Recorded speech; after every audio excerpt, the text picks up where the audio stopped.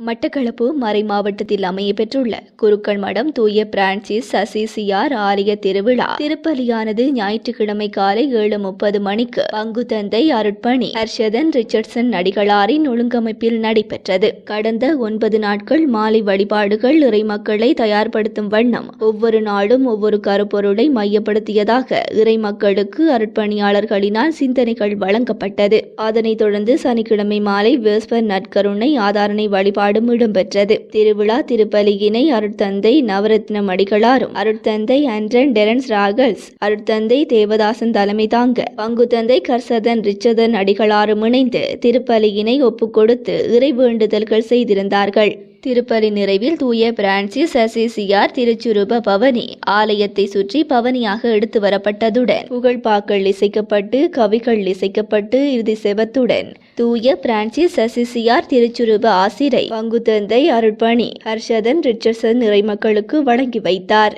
அத்தோடு பங்கு தந்தையினாலும் திருவிழா சிறப்பாக அமைய சகல வழிகளிலும் உதவிகளை மேற்கொண்ட அனைவருக்கும் நன்றிகளையும் பாராட்டுகளையும் தெரிவித்ததோடு திருவிழா வாழ்த்துக்களையும் பகிர்ந்து கொண்டமை குறிப்பிடத்தக்கது.